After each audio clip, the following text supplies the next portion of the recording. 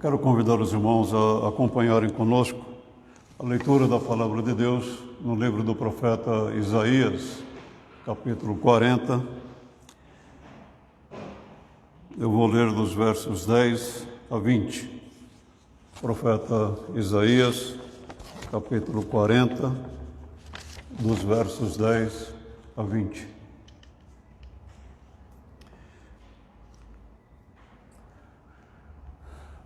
Nós lemos assim na palavra do Senhor: Por isso não tema, pois eu estou com você.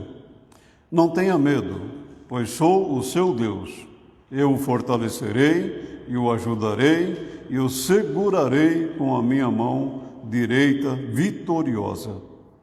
Todos os que o odeiam certamente serão humilhados e constrangidos.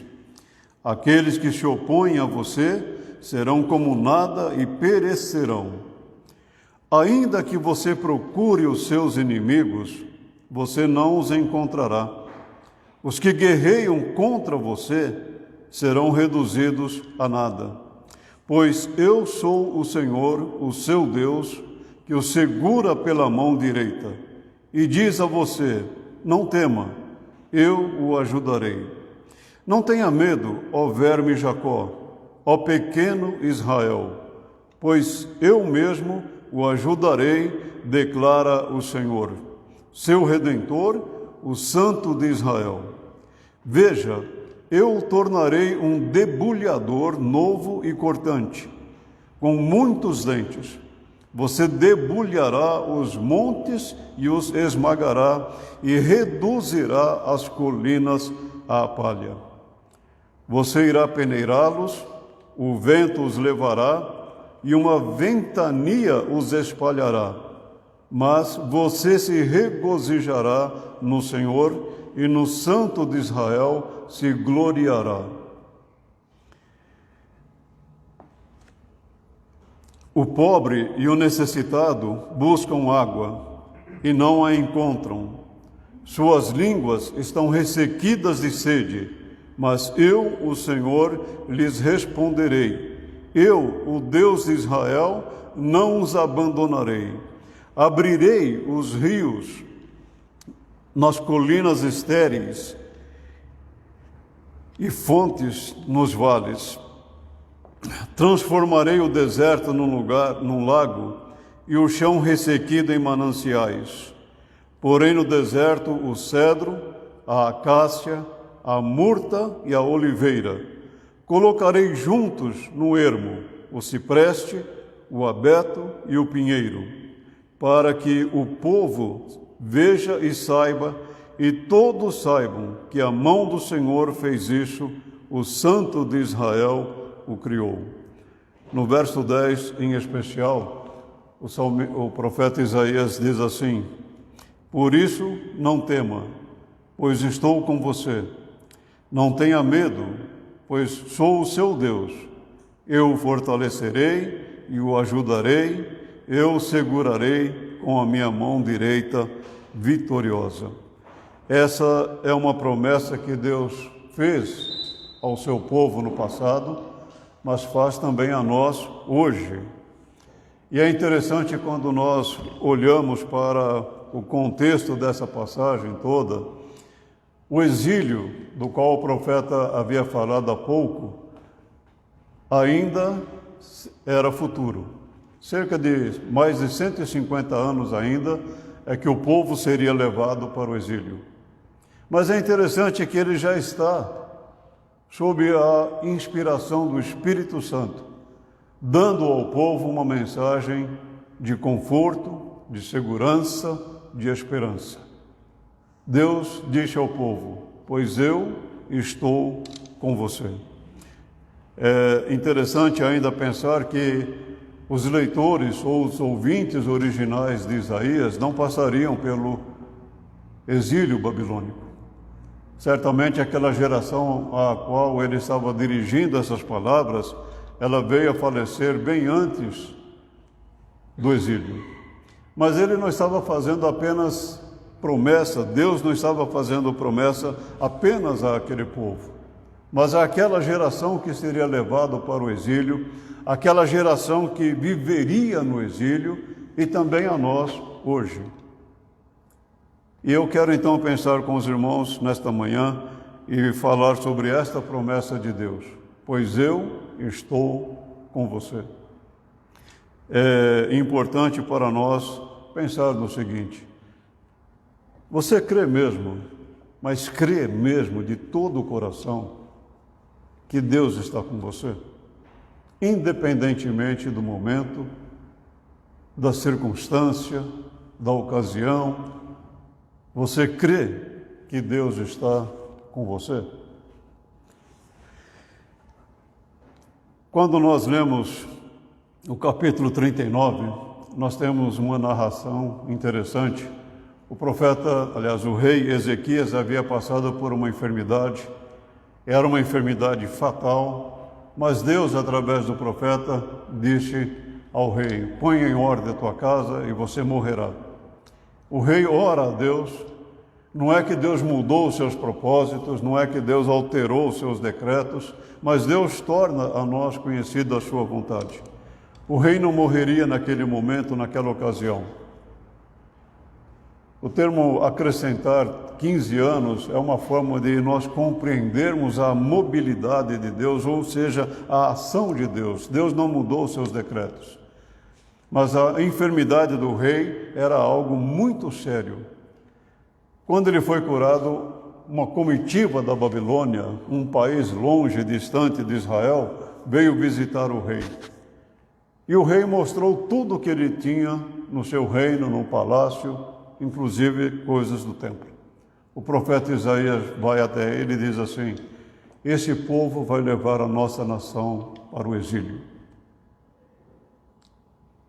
Você não deveria ter feito isto, mas ele fez isto.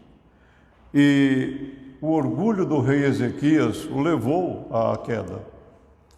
O fato dele ter sido curado de uma forma tão extraordinária o levou a ser orgulhoso, cheio de si, e ele pensou realmente que ele era o homem ideal para a nação de Israel. E Deus o abateu de uma forma extraordinária.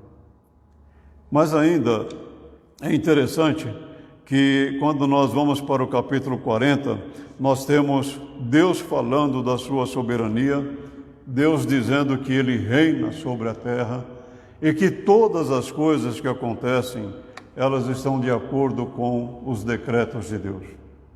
O verso 5 do capítulo 40 é um incentivo para que nós preguemos o Evangelho às pessoas, para que nós anunciemos às pessoas a palavra de Deus.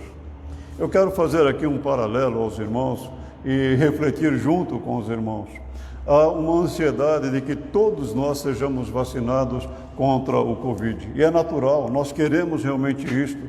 É porque dá-nos a impressão de que realmente a vacina nos isentará de qualquer contágio, de qualquer problema. O que eu quero ilustrar é o seguinte: a vacina é uma esperança para nós. Mas muito mais do que uma esperança temporária, nós precisamos estar firmados na esperança que nos leva à vida eterna. Aquela esperança que não murcha, aquela esperança que o mundo não tem, não pode dar, mas que Deus, pela sua graça, nos dá. É lamentável que as pessoas não tenham esta mesma esperança na palavra de Deus, não se apegam com firmeza à palavra de Deus. E Deus fala, inclusive, no capítulo 40, que Ele será glorificado através daqueles que se levantam contra Ele, que se opõem a Ele. E é só nós lermos a história, realmente vamos ver o seguinte: a Babilônia, por exemplo, foi um país poderoso, um império poderoso. Mas e hoje? Existe a Babilônia? Existe o Egito? Existe o Império Romano? Nenhum império subsiste diante do poder de Deus. Como Deus diz em outra passagem, Ele mesmo levanta reis, mas Ele também abate os reis. Ele levanta nações, mas Ele abate as nações. Quando nós lemos agora o capítulo 41, os primeiros 9 versículos mostram o problema do homem quanto à idolatria. a insensatez do homem na idolatria. O homem cria um Deus para si, ele imagina um Deus para si, ele fabrica esse Deus, ele reveste esse Deus com bens preciosos como ouro ou prata, ele o coloca em um pedestal e ele passa a adorar aquilo que ele mesmo criou.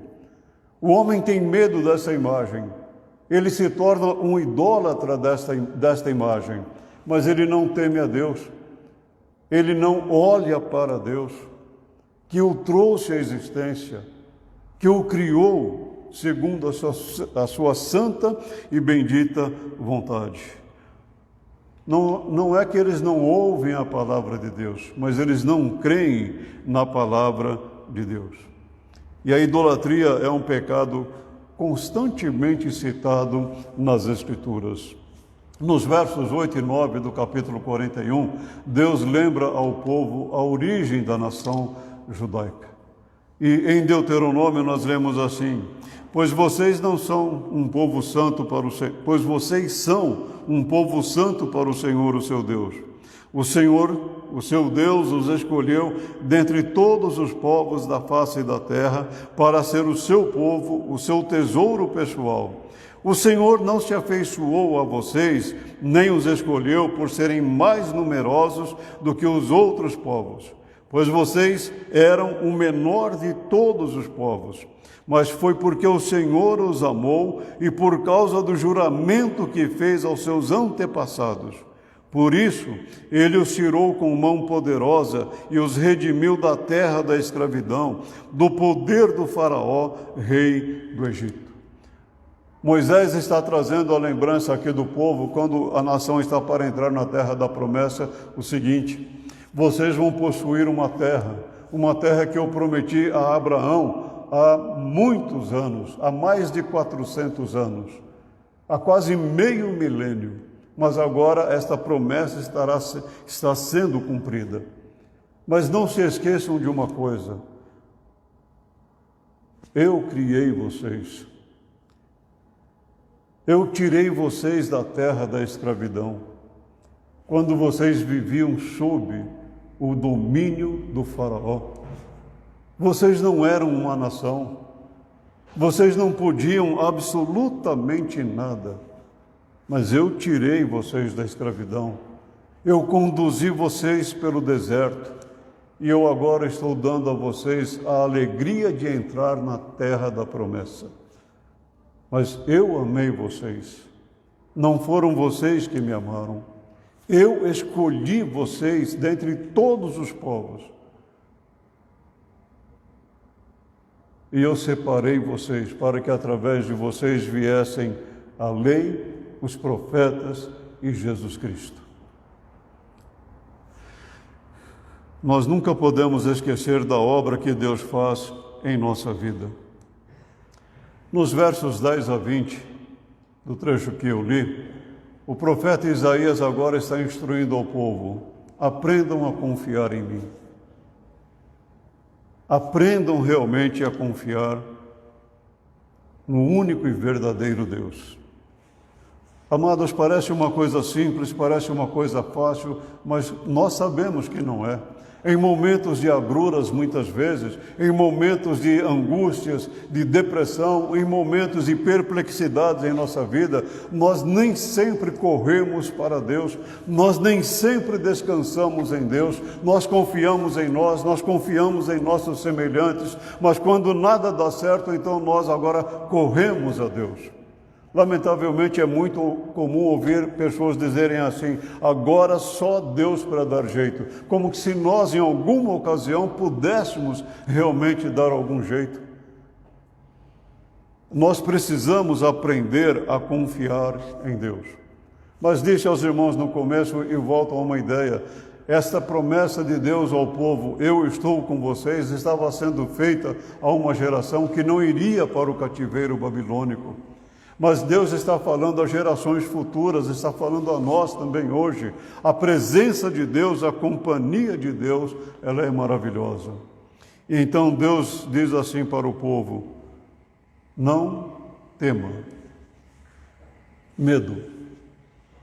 Medo é uma experiência que todos nós sentimos, temos. Você tem medo. Talvez você não tenha medo de uma coisa, mas tem medo de outra. Talvez você não tenha medo de passar por um processo cirúrgico, mas você tem medo, às vezes, de andar num determinado lugar.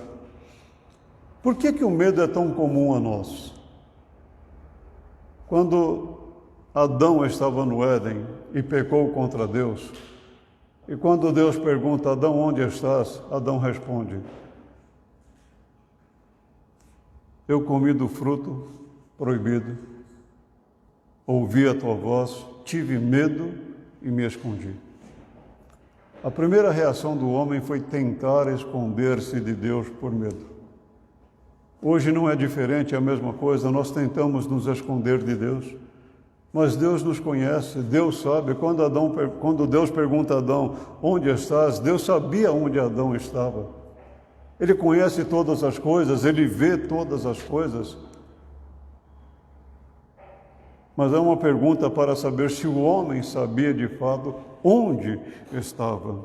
Então Deus disse ao povo, não tema, virão adversidades, virão momentos difíceis para vocês, o cativeiro será um período longo para vocês, 70 anos. O profeta Jeremias, mais à frente, diria o tempo do cativeiro. E Jeremias, inclusive, no capítulo 29, ele escreve uma carta aos exilados dizendo, construam casas, plantem sementes, façam pomares, casem-se. O que ele quer dizer com isso é o seguinte, o cativeiro será longo. Então Deus estava dizendo através do profeta Isaías, não temam, confiem em mim. O cativeiro seria uma realidade na vida do povo, por causa da idolatria principalmente. Mas Deus está exortando ao povo, não tenham medo, apenas confiem. A Babilônia era uma nação ainda não poderosa nos dias de Ezequias, mas ela viria a ser. Mas a Babilônia um dia cairia, mas o reino de Deus permanece. No verso 13, Deus disse assim ao povo, pois eu sou o Senhor, o seu Deus, que o segura pela mão direita e lhe diz, não tema, eu o ajudarei. Novamente Deus diz ao povo, não tenham medo. Nós temos medo. Nós temos medo. Esta pandemia, ela criou uma situação curiosa para nós. Há pessoas que hoje estão tremendamente amedrontadas. O medo permeia toda a vida de pessoas. Em momento algum eu estou dizendo aos irmãos, vamos abusar, não vamos respeitar, não é nada disso.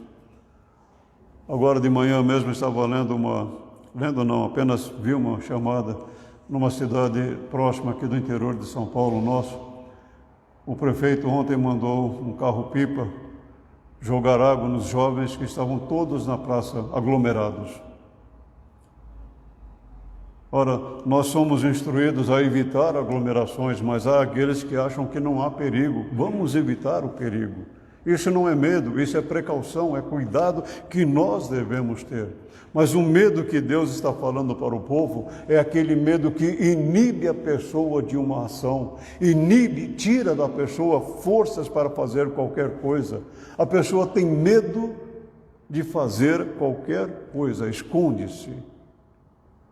Por isso, Deus está dizendo ao povo, não tenha medo, confie em mim. Aprenda a confiar em mim, pois eu estou com você. Essa é uma promessa maravilhosa que Deus nos faz. Por exemplo, ele disse a Isaac o seguinte, naquela mesma noite o Senhor lhe apareceu e disse, eu sou o Deus de seu pai Abraão, não tema, porque eu estou com você, eu o abençoarei e multiplicarei os seus descendentes por amor do meu servo Abraão.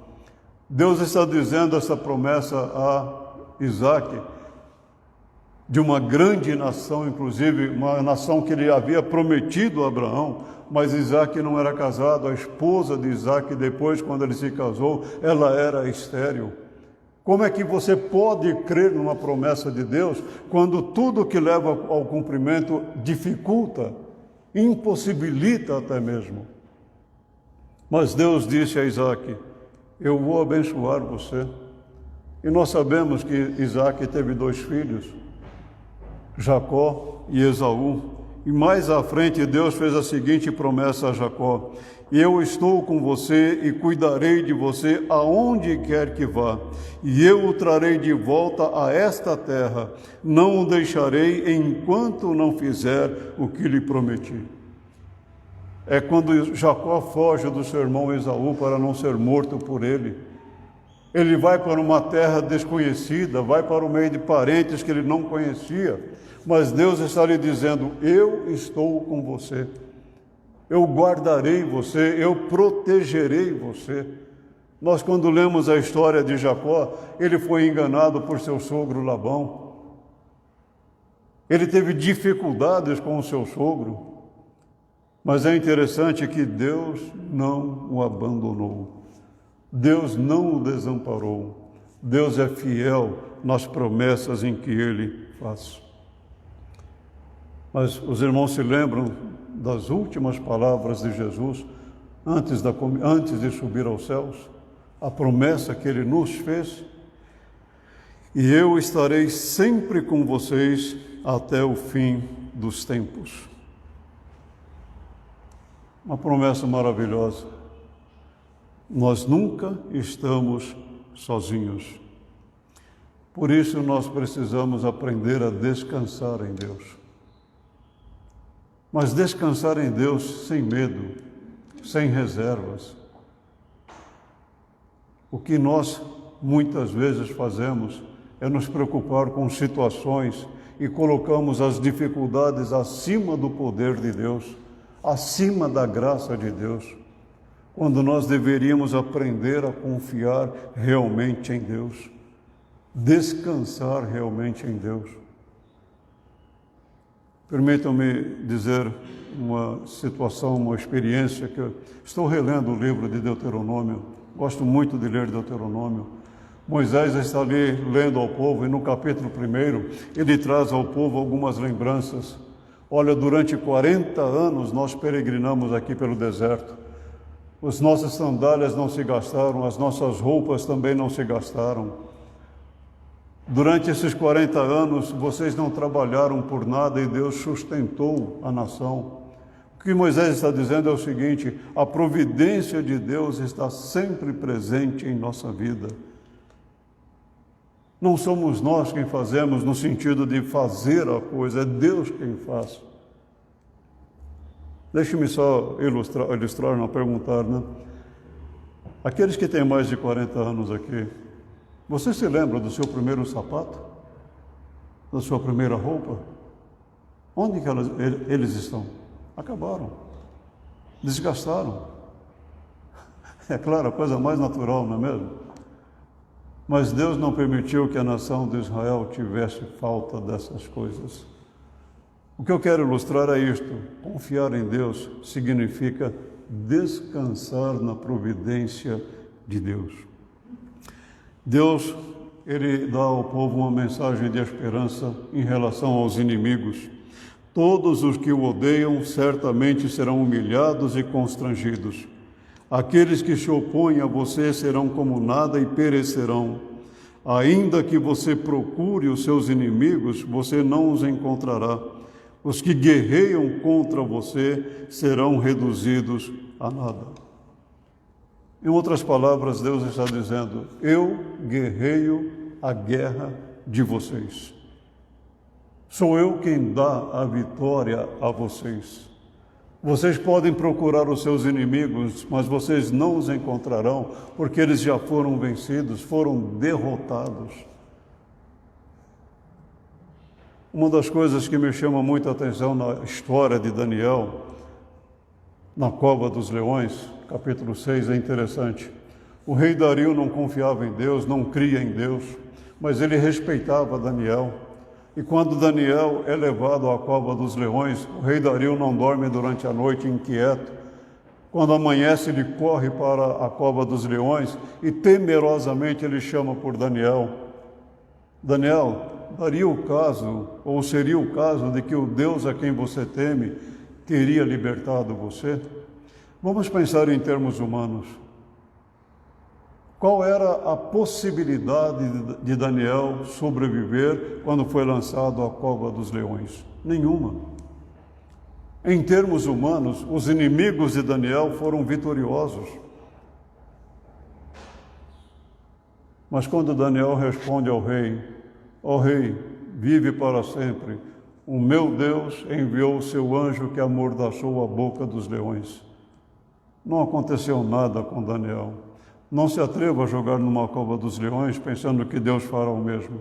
Isso é tentar a Deus. Mas Deus livra você de cova de leões muitas vezes na sua vida.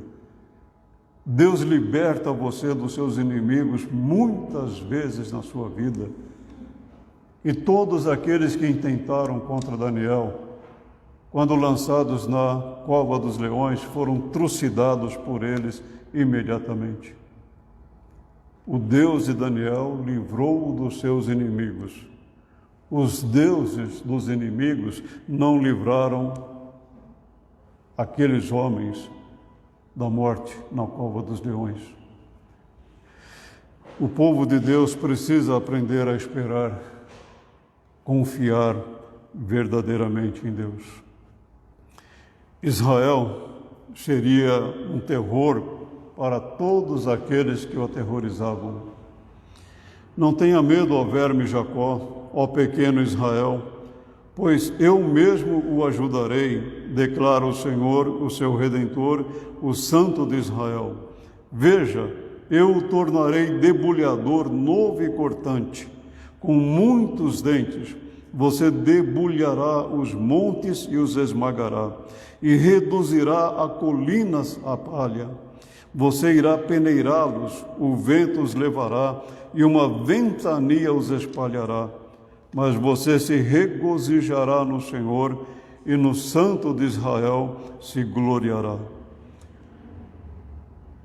As nações que se levantaram contra a nação de Israel, todas sucumbiram. Deus sustenta o seu povo.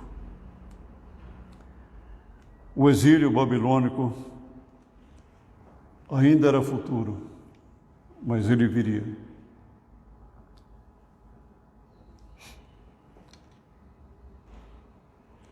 Mas Deus estava dizendo ao povo: não temam, não tema. Eu estou com você. Nós vivemos no século 21. Vivemos numa situação mundial terrível, angustiante. Vivemos numa sociedade em que impera a mentira, o egoísmo,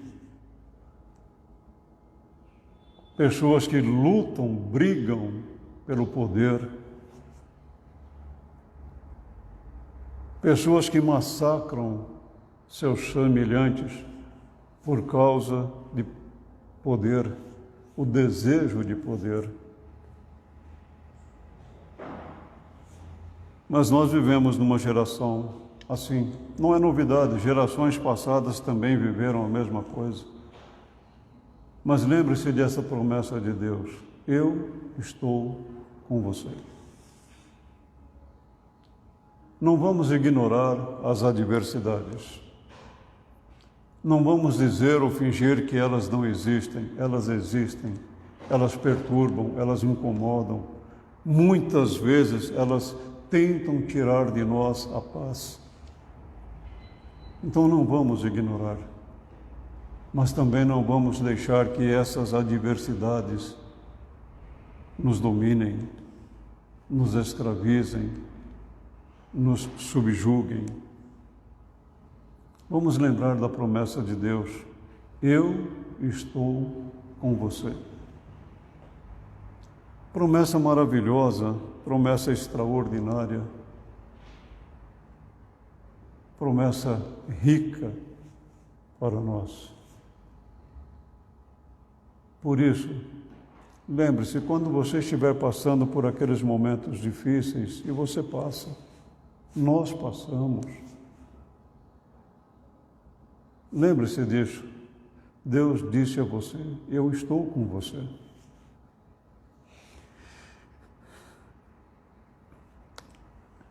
A presença e a companhia de Deus são asseguradas a todos aqueles que verdadeiramente confiam nele.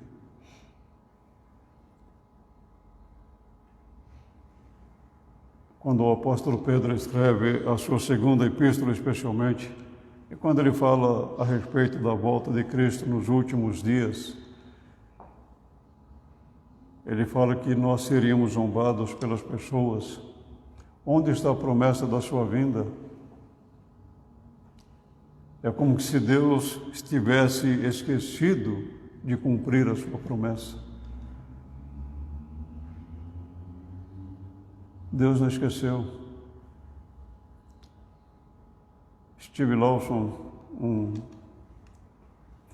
pastor e um professor num seminário americano, ele disse o seguinte: Jesus voltará. Quando? Nós não sabemos, mas temos a promessa dele. Ele voltará. O que vamos fazer? Descansar na promessa, confiar na promessa e estar pronto para a promessa.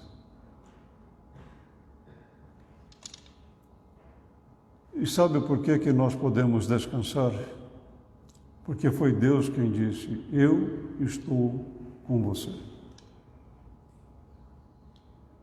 Todas as vezes que eu leio essa promessa de Deus, feita aos servos dele, servas dele no passado, eu consigo, ou melhor, eu vejo da seguinte maneira: é uma voz suave, amena, tranquila, não uma voz audível, não é isto, mas é uma voz que fala ao coração, é uma voz que tranquiliza o coração, é uma voz que nos dá aquele conforto, aquela paz bem gostosa ao nosso coração.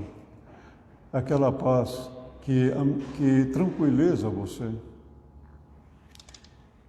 Essa exortação de Deus é um desafio para nós. É um desafio para confiarmos sempre, unicamente nele, apenas nele. Eu posso afirmar uma coisa aos irmãos: Deus é maravilhoso. Deus, ele é glorioso. E Deus jamais se esquece dessa promessa. Eu estou com vocês.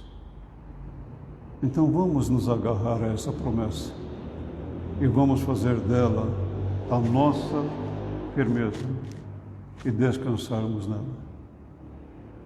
Que o Senhor Deus assim nos abençoe e nos guarde em cada momento ou a cada momento da nossa vida.